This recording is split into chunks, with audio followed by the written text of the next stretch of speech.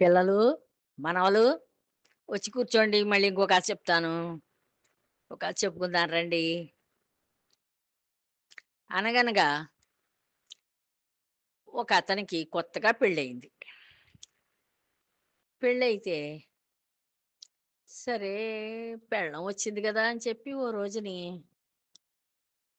ఈవేళ ఆఫీస్‌కెళ్ళాలే.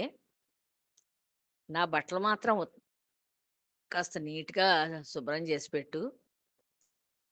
ఆఫీస్‌కెడతాను. సెలవులయిపోయాయి. మరి పెళ్లి సెలవులు అయన్నీ అయిపోయాయి. వెళ్ళిపోవాలి ఈవేళ అన్నాడు.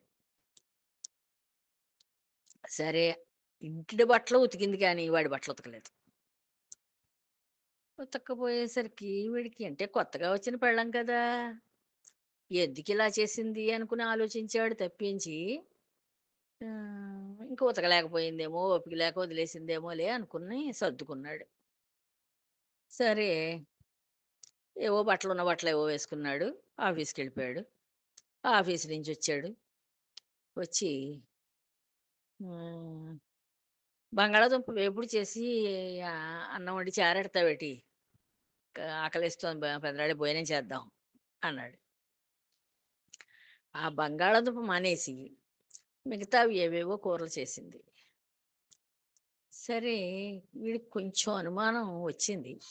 ఓహో! అయితే మనం చెప్పిన పని మాత్రం చేయటం లేదు. మిగతావన్నీ చేస్తోంది అని చెప్పి అనుకున్నాడు తప్పించి దానికి ఏం చెయ్యాలి అనేది మాత్రం వాడికి బుర్రలోకి రాలేదు. సరే మర్నాడు కూడా ఇంతే. మూడో నాడు కూడా ఇంతే. ఇలాగ వాడు చెప్పింది చేయటం లేదు. మిగతా పనులన్నీ చేసుకొస్తోంది. సరే వెర్రిమొహం ఏసుకుని దాన్నేం అనలేడు. కొత్తగా పెళ్ళైన పెళ్ళాం. ఏం చెయ్యాలో తెలీదు. అప్పుడు ఆ ఆఫీస్‌లో కొంచెం తెలివైనాయన, పెద్దాయన ఉన్నారు. ఆయన "ఒరేయ్ అబ్బాయి ఎందుకురా అలాగా వెర్రిమొహం ఏసుకొని నీరసంగా కనిపిస్తున్నావు? హ్యా కొత్తగా పెళ్ళైన పిల్లాడివి కదా! యాక్టివ్‌గా ఉండాలి కదా! నవ్వుతూను. ఎందుకలాగా బాధపడుతున్నట్టుగా ఏదో బాధుంది నీకు లోపల. బాధపడుతున్నట్టుగా తెలుస్తోంది మొహం వాడిపోయి. ఎందుకలా మొహం వాడిపోయి అలా పెట్టుకునున్నావు? నీరసంగాను ఏమవుతోంది చెప్పు ఒకసారి నాకు చెప్తే నేను నీకు ఉపాయం చెప్తాను" అన్నాడు. అంటేను "ఏం చెప్పమంటారు గురువుగారు? నేను చెప్పిన మాత్రం పని మాత్రం అది చేయటం లేదు. నేను చెప్పనివన్నీ చేస్తోంది. ఆ! ఇది నా ప్రాబ్లమ్. నేను చెప్పింది ఆ ఒక్కటి మానేస్తోంది. మిగతావన్నీ చేస్తోంది. ఇప్పుడు ఏం చెయ్యాలో నాకు తోచటం లేదు" అన్నాడు. ఓస్ అంతే కదా! దానికి ఇంత బాధపడుతున్నావా? నేను చెప్తాను అలా చేసుకో అన్నాడు. నీకు బంగాళాదుంప కూర వండమంటే వండలేదు. బట్టలు ఇస్త్రీ చేయమంటే ఉతకమంటే ఉతకలేదు.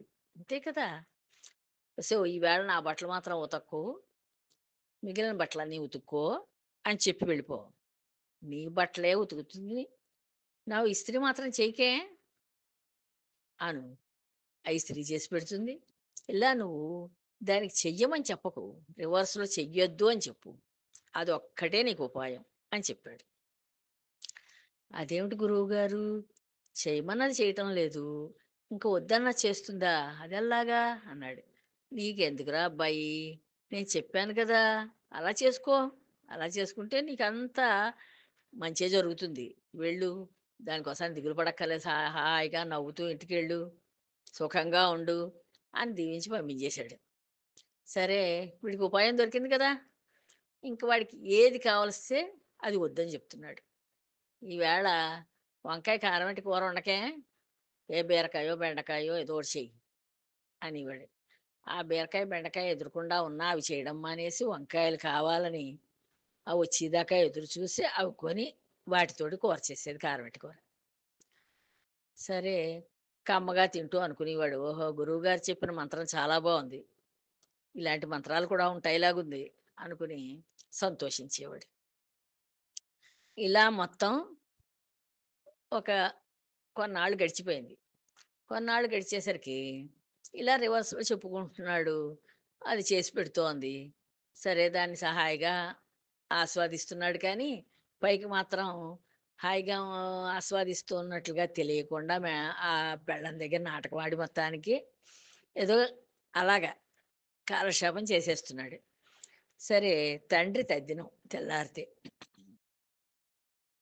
గురువుగారు చెప్పాడుగా వ్యతిరేకంగా చెప్పాలని. అది గుర్తు తెచ్చుకున్నాడు.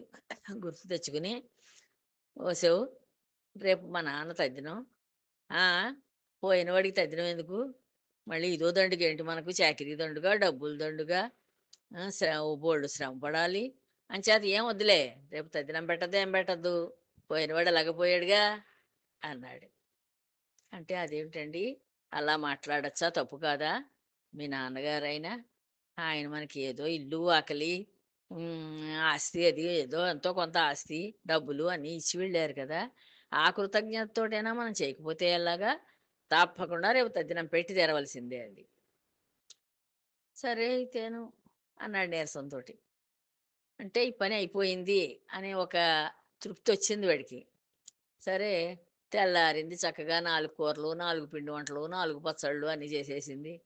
బ్రాహ్మణులు పిలిచింది. వాళ్ళకి చక్కగా భోక్తలకి భోజనం పెట్టింది. అన్నీ చేసింది. అన్నీ అయిపోయాక వీడికి ఆనందం పట్టలేకపోతున్నాడు. ఏంటి, ఈ చిన్న కిటుకుతోటి ఇంత జీవితం ఇలా మారిపోయిందా అనుకుని, వాడు ఆ వె ఆ విస్తళ్ళు తీసి పక్కన పెట్టి, పెట్టు, అవి కుక్కలు ముట్టుకోకూడదు ఈరోజు. ఆహ్, అవి రేపు బయట వెద్దు గాని అని చెప్పాడు. మర్చిపోయి. మర్చిపోయి ఎప్పుడైతే చెప్పాడో, ఆ విస్తళ్ళు పట్టుకెళ్ళి ఆ బ్రాహ్మలు తిన్న విస్తళ్ళు కుక్కలకి పెట్టేసింది. అయ్యో! అయ్యో! అయ్యో! కుక్కలు ముట్టుకోకూడదే వాటిని, కుక్కలు ముట్టుకోకూడదు. బ్రాహ్మలంటే ఈవేళ విష్ణుమూర్తి, పితృదేవతలు వచ్చిన వాళ్ళిద్దరూను. అంతేలే కానీ, వాళ్ళు నిజంగా ఉత్త బ్రాహ్మలు కాదే. వాళ్ళకి పెట్టిన విస్తరి ఈవేళ కుక్క ముట్టుకోకూడదే. తద్దినం అంతా పాడైపోతుంది. ఆ! పెట్టకే, పెట్టకే అంటూనే ఉన్నాడు. వెళ్ళి పట్టుకెళ్ళి, "నువ్వు పెట్టమన్నావుగా, నేనెందుకు అట్టే పెడతాను, పెట్టకుండా ఉంటాను." అది పట్టుకెళ్ళి పెట్టేసింది. గురువుగారు, "అంతా బాగానే చేయించానండి. మీరు చెప్పిన మీ మాట దయ వల్ల, మీ దయ వల్ల. కానీ ఈ చిన్న అప్పుడు ఆ ఆనందంలో ఆనందం పట్టలేక ఇలాగ రివర్స్‌లో చెప్పి అన్ని పనులు బానే చేయించుకుంటున్నానని ఆ ఆనందంలో ఈ కిటుకు మర్చిపోయాను. మర్చిపోయి ఆ విస్తళ్ళు మాత్రం కుక్కకి పెట్టకే అన్నాను. పట్టుకెళ్ళి కుక్కకే పెట్టేసింది.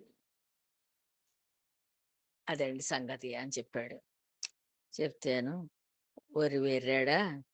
జ్ఞాపకం పెట్టుకోవాలి మరి. అంతేనే గాని అలా ఆనందపడిపోయి ఇప్పుడు నువ్వు నిజం చెప్పేసావు.